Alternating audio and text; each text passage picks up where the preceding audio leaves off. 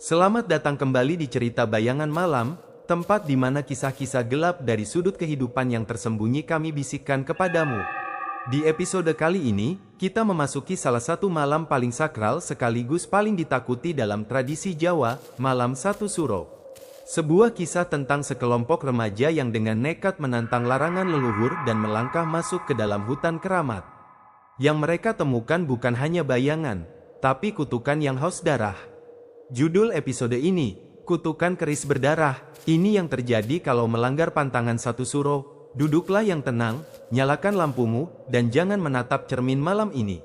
Malam mulai turun dengan perlahan, menelan desa kecil bernama Karangjati dalam kegelapan yang dingin. Suara jangkrik bersahutan, sesekali diselingi lolongan anjing dari kejauhan. Di teras rumah tua bercat kusam, Raka menyalakan rokok sambil menunggu teman-temannya datang. Matanya menatap kalender lusuh yang tergantung di dinding. Tanggal merah dilingkari tinta hitam, Malam Satu Suro. Apa kau yakin, Rak? Malam ini waktunya orang-orang mager di rumah, bukan malah jalan ke hutan keramat, kata Bayu, saat ia, Lina, Dini, Adi, dan Tio datang bergiliran. Raka tersenyum miring. Justru karena malam ini sakral, kita bakal dapat pengalaman uji nyali paling real. Bukan kayak konten horor settingan yang banyak di YouTube. Lina terlihat gelisah. Kau tahu sendiri orang-orang sini gak pernah berani ke alas Tirta Merti pas Malam Suro. Katanya ada ritual yang tak pernah selesai. Katanya, semua cuma mitos, potong Adi dengan nada menantang. Mereka akhirnya sepakat. Petualangan mereka dimulai tepat pukul 11 malam, menyusuri jalan setapak menuju hutan yang disebut-sebut sebagai tempat tertutup, yang tak boleh dimasuki saat Malam Satu Suro. Setibanya di pinggiran alas Tirta Merti, hawa seketika berubah. Angin berhenti berhembus. Suara binatang malam menghilang seolah tertelan kekosongan. Pohon-pohon besar berdiri seperti penjaga diam, mengawasi kedatangan mereka dengan tatapan tak terlihat. Tio menoleh ke belakang. Kenapa suasananya jadi beda ya? Kayak masuk ke dunia lain. Tak ada yang menjawab, karena di hadapan mereka, samar-samar muncul sebuah gapura batu tua yang tak pernah mereka lihat sebelumnya, meskipun mereka sering ke hutan itu di siang hari. Di atas gapura, ada tulisan aksara Jawa yang mulai pudar oleh lumut dan waktu. Gema suara gamelan lirih mulai terdengar dari balik kegelapan hutan, seolah ada pesta yang tengah berlangsung di tempat tak terlihat. Dengar itu, bisik Dini, tangannya gemetar memegang senter. Raka melangkah pertama kali melewati gapura itu. Selamat datang di Malam Suro paling berkesan dalam hidup kita. Mereka semua mengikutinya, satu persatu, tanpa menyadari bahwa mereka baru saja melangkah masuk ke dalam batas dunia yang tak boleh dilanggar. Begitu mereka melewati gapura batu itu, hawa dingin langsung menyergap dari segala arah. Kabut tipis mulai menggantung rendah di antara pepohonan, menyelimuti jalan setapak yang mereka lewati. Lampu senter yang mereka bawa seakan tak bisa menembus kegelapan. Cahaya hanya menjangkau satu langkah ke depan, seolah dipaksa untuk tidak lebih dari itu.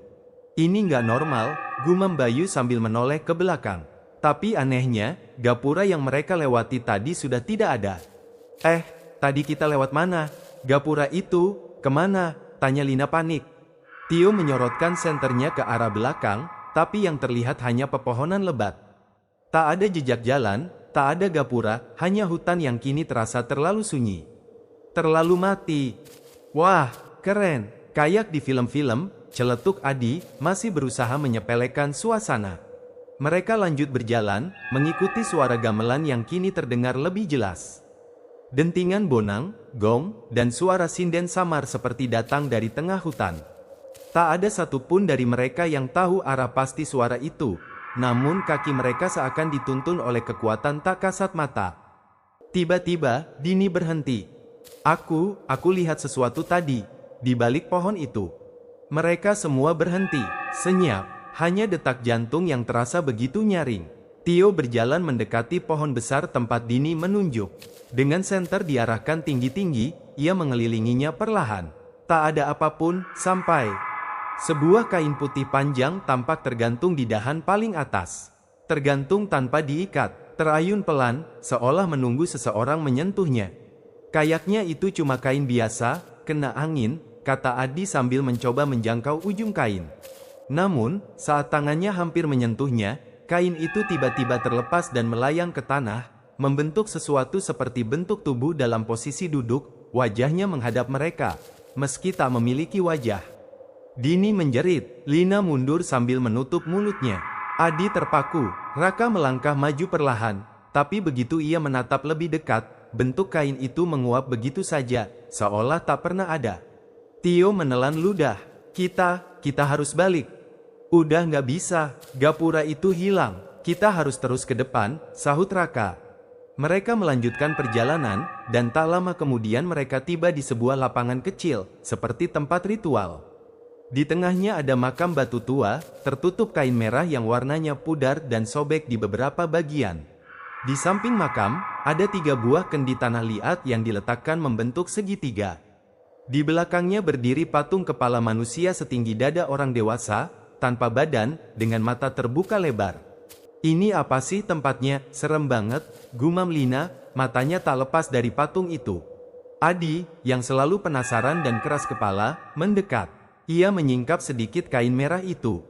Dan saat itu juga, angin bertiup kencang tanpa suara, menyapu dedaunan ke udara. Suara gamelan berhenti mendadak. Dari dalam makam, tampak sebilah keris berkarat, dihiasi ukiran ular dan bunga melati. Udara di sekitar mereka berubah jadi jauh lebih dingin. Bayu menahan napas. Jangan sentuh, seru Dini, tapi terlambat. Adi sudah menggenggam keris itu, dan untuk sesaat, ia tersenyum puas. Namun, di balik senyum itu, matanya tampak kosong. Dan tak ada yang sadar, mata patung batu di belakang mereka kini menatap ke arah lain. Menatap tepat ke arah Adi. Keris itu dingin di tangan Adi, tapi anehnya ia merasa seperti terhubung dengan benda tersebut. Seolah keris itu sudah lama menunggunya. Ukiran di bilahnya membentuk pola ular melingkar, dan meskipun berkarat, keris itu masih terlihat tajam dan memancarkan aura tak wajar. Taruh lagi, ini tempatnya bukan buat main-main, desak Raka, suaranya terdengar tegang. Namun Adi hanya tersenyum tipis. Cuma keris tua, bro, siapa tahu bisa dijual, antik banget ini. Tanpa banyak bicara, Adi menyelipkan keris ke dalam tasnya. Begitu ia melangkah mundur dari makam, angin berhenti sepenuhnya. Bahkan suara dedaunan pun tak terdengar. Dunia seperti membeku. Dini menggigil, aku nggak suka ini, sesuatu yang buruk akan terjadi. Mereka memutuskan meninggalkan lokasi makam dan mencari jalan keluar. Namun, semakin mereka berjalan, semakin hutan itu terasa asing.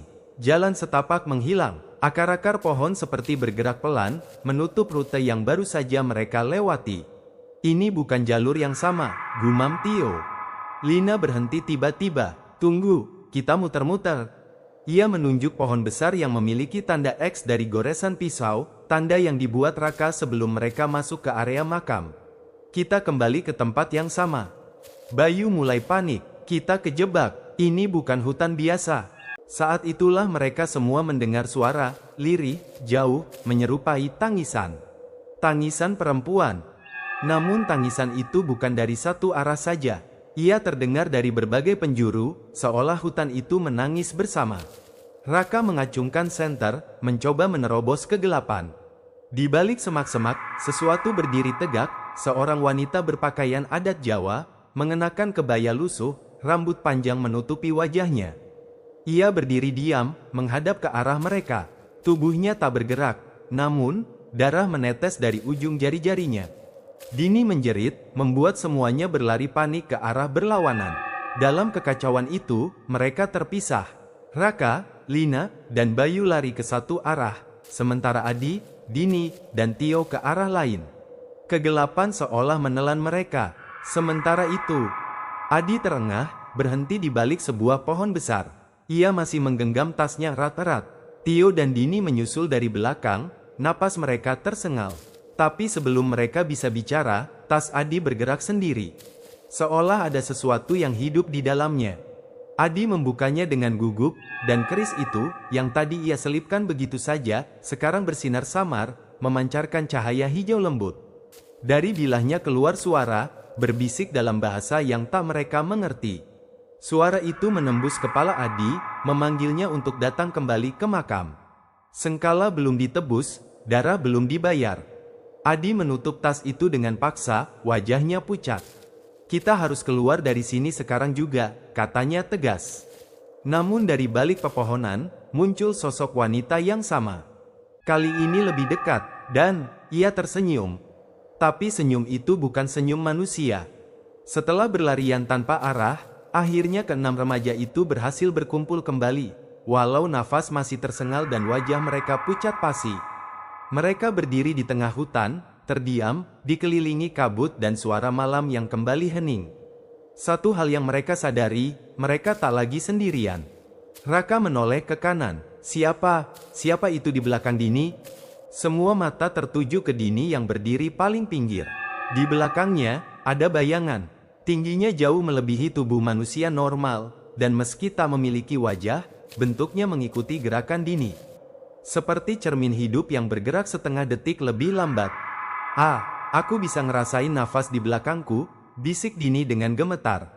Tanpa aba-aba, mereka lari. Lagi. Namun anehnya, mereka tak sadar bagaimana, tiba-tiba telah keluar dari hutan, seperti dilempar kembali ke dunia nyata. Di ujung jalan desa, langit mulai berwarna oranye. Fajar menyingsing. Tadi kita di dalam hutan cuma beberapa jam, kan? Tanya Tio. Namun jam tangan Bayu menunjukkan pukul 5.25 sore. Tapi tadi baru tengah malam waktu kita masuk. Kepala mereka pusing, perut mereka kosong, dan mereka hanya bisa kembali ke rumah masing-masing, membawa trauma yang tak mereka mengerti. Malam berikutnya, Bayu berbaring di kamarnya. Ia belum cerita ke siapapun tentang kejadian itu, bahkan ke orang tuanya. Tapi malam itu, ia bermimpi aneh. Dalam mimpinya, ia berdiri di tengah panggung dengan lampu temaram.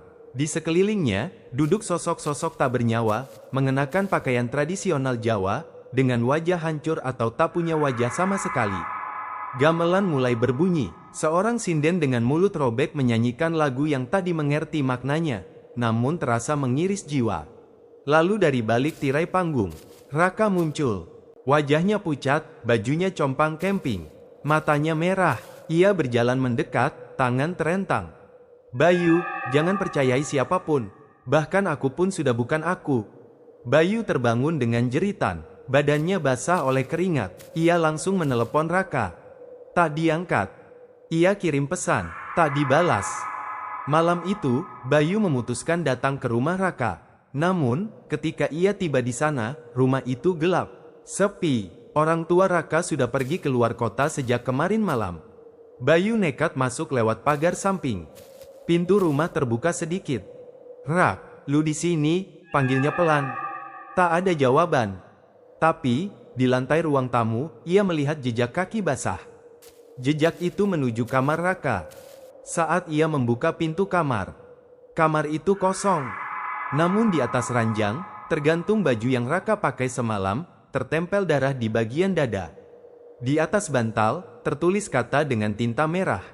Sengkala telah dimulai, satu telah diambil. Bayu mundur ketakutan, tapi sebelum ia bisa keluar, cermin di kamar itu memperlihatkan bayangan seseorang berdiri di belakangnya. Namun saat ia menoleh, tak ada siapa-siapa. Malam itu, Bayu tak berani tidur. Rasa cemas dan ketakutan membuatnya terus menatap ke segala arah.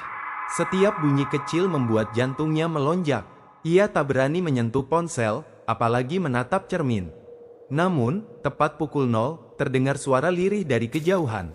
Pelan, bergetar, seperti gamelan. Bayu menelan ludah. Suara itu tak berasal dari luar rumah. Suara itu berasal dari dalam kamarnya.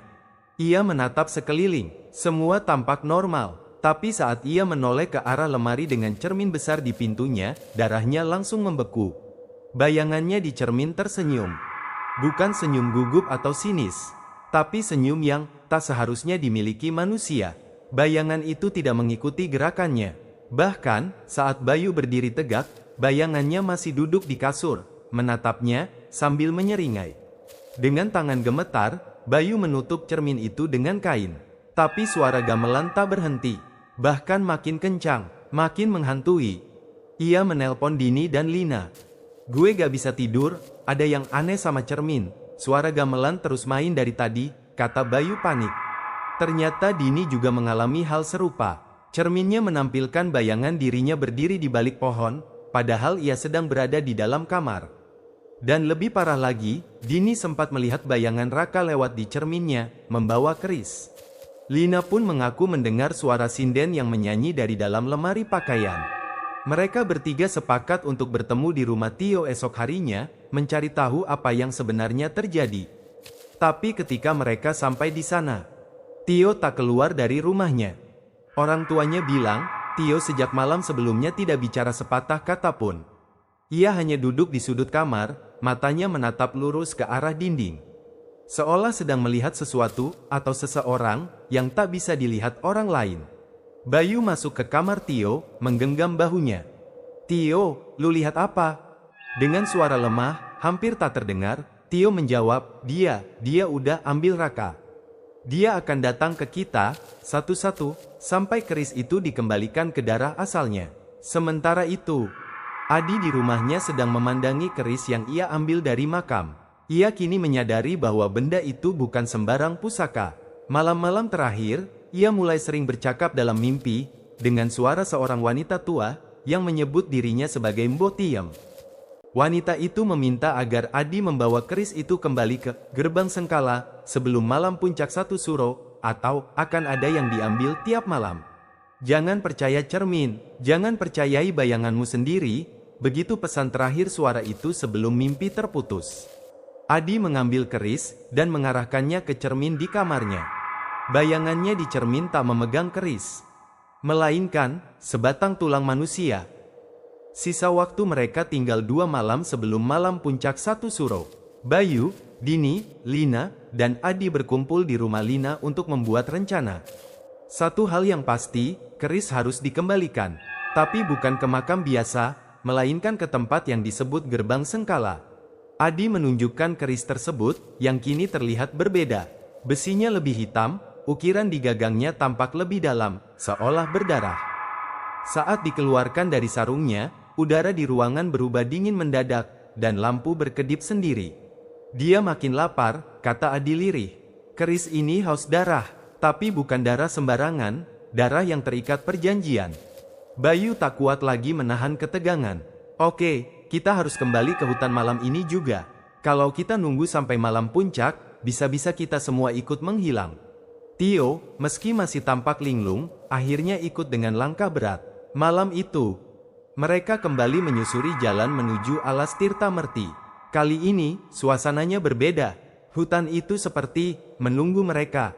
Gapura batu yang sebelumnya hilang kini muncul kembali, namun lebih utuh dan menjulang, dengan api menyala di kedua sisinya, tanpa sumber pembakar yang terlihat. Begitu mereka melangkah masuk, kabut turun tebal, dan suara gamelan terdengar seperti menyambut kedatangan mereka. Namun jalan ke makam tidak lagi sama. Hutan membentuk ulang jalurnya. Mereka tersesat beberapa kali, menemukan jalan buntu berupa dinding tanah tinggi, dan pohon-pohon tua berwajah seperti manusia menangis. Tiba-tiba, Adi jatuh tersungkur. Dari dalam tanah, tangan-tangan keriput mencengkram kakinya, berusaha menariknya ke bawah. Dini berteriak sambil menariknya, sementara Bayu mengacungkan keris ke arah tanah. Begitu keris itu menyentuh tanah, tangan-tangan itu meleleh jadi lumpur. "Dia tahu kita kembali, dan dia tak mau melepaskan," gumam Adi, wajahnya dipenuhi tanah dan ketakutan. Akhirnya mereka tiba. Tepat di tengah hutan, terbentang lingkaran batu, di dalamnya berdiri patung wanita berjubah tradisional Jawa, mata tertutup kain hitam. Di bawahnya, lubang kecil seperti sumur dangkal, dihiasi bunga melati dan dupa sisa terbakar. "Ini, Gerbang Sengkala," bisik Tio, seperti mengingat sesuatu dari mimpi-mimpinya. Mereka menaruh keris ke atas altar batu di tengah lingkaran itu. Namun sebelum sempat mereka meninggalkan tempat itu, udara bergemuruh. Tanah bergetar. Sosok wanita berpakaian adat muncul dari balik pepohonan. Rambut panjangnya menjuntai, bajunya berlumuran darah. Ia tak memiliki wajah, hanya kulit datar, licin, dan pucat. "Kalian terlambat," bisiknya, namun terdengar di dalam kepala mereka masing-masing. Tiba-tiba, Tio jatuh ke tanah, tubuhnya kejang hebat. Dari mulutnya, keluar suara bukan miliknya. "Sengkala belum dibayar, keris adalah kunci," tapi darah adalah segel. Dia butuh pengorbanan, kata Dini pelan, gemetar.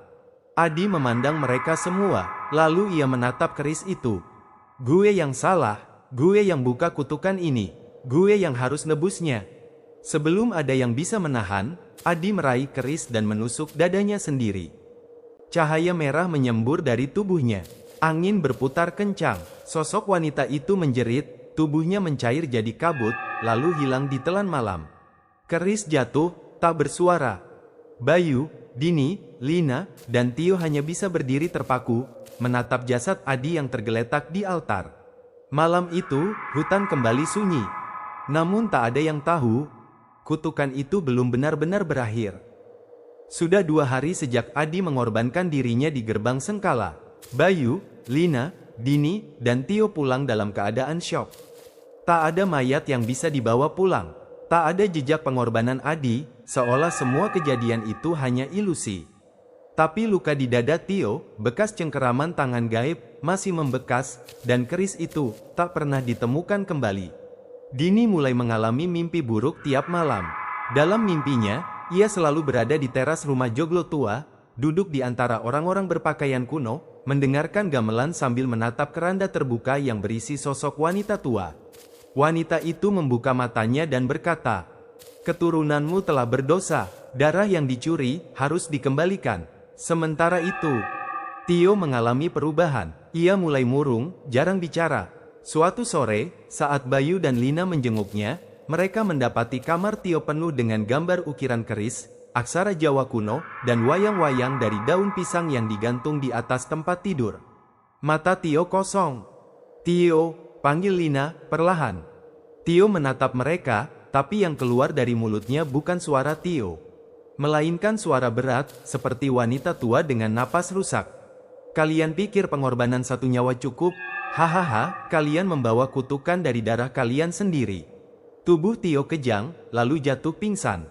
Bayu mendekatinya dan melihat bekas luka baru di lengannya, sebuah pola keris membara terbentuk, seolah dibakar dari dalam kulitnya. Malam harinya, Bayu dan Lina mencari informasi ke rumah salah satu tetua desa, Mbah Wiryo, yang dikenal sebagai penjaga pusaka dan juru kunci lama Tirtamerti. Saat mereka menceritakan kejadian mereka, Mbah Wiryo terdiam lama, sebelum akhirnya berkata, "Kalian adalah keturunan dari orang-orang yang pernah mencuri pusaka dari alas Tirtamerti. Itu keris, dulunya milik seorang empu wanita bernama Nyai Rengganis. Ia mengutuk siapapun yang mencuri hasil karyanya. Kutukan itu turun-temurun, setiap malam satu suro, satu keturunan harus membayar darahnya." Mbah Wiryo memperlihatkan silsilah tua dari zaman penjajahan. Di antara nama-nama itu, ada nama-nama leluhur dari keluarga Dini dan Adi. "Kalau Adi keturunan langsung, berarti pengorbanannya bisa memutus rantai kutukan, kan?" tanya Bayu. Namun Mbah Wiryo menggeleng pelan. "Pengorbanan itu hanya menunda, karena keris itu belum kembali ke PE miliknya. Dan kalian masih membawa warisan dosanya." Esoknya, Tio menghilang dari rumah. Ditemukan oleh warga sedang berjalan sendirian menuju hutan, matanya kosong, mulutnya terus menggumam mantra dalam bahasa Jawa kuno. Saat Bayu dan Lina menyusul ke hutan, mereka menemukan Tio sedang duduk di bawah pohon beringin, di tengah lingkaran dupa menyala. Dari mulutnya keluar suara, nyanyian sinden. Kemudian ia menoleh ke arah mereka, dan dengan suara Nyai Rengganis, berkata, "Satu telah membayar, satu harus menggantikan. Siapa yang rela menjaga gerbang selanjutnya?" Anggal merah di kalender akhirnya tiba. Malam satu suro, malam yang menandai batas antara dunia manusia dan dunia roh, saat tabir yang memisahkan keduanya menjadi tipis, nyaris transparan. Di desa Karangjati, suasana mendadak senyap.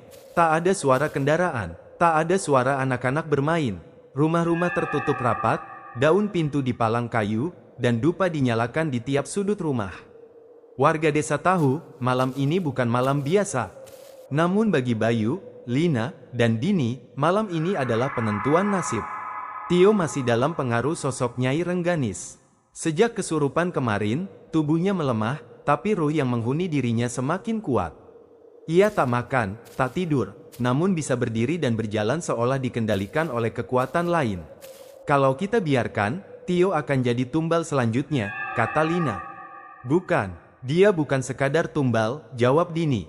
Dia akan dijadikan penjaga baru. Jiwa dan tubuhnya akan ditinggal di gerbang Sengkala, selamanya. Bayu mengepalkan tangan. Kita harus kembali ke sana. Kita selesaikan semua malam ini. Atau kita semua akan jadi bagian dari kutukan.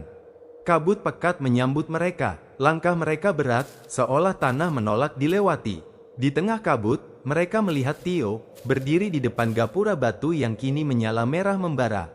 Dari dalam hutan, terdengar suara gending gamelan cepat, seperti iringan tari perang. Dan di belakang Tio, berdiri barisan sosok berjubah putih, tanpa wajah, tubuh mereka seperti kabut padat, tapi sorot mata tak terlihat itu terasa menusuk tulang. Nyai Rengganis muncul. Ia tak lagi dalam wujud wanita tua. Kini ia menjelma seperti permaisuri raja, bermahkota melati, namun wajahnya tetap kosong.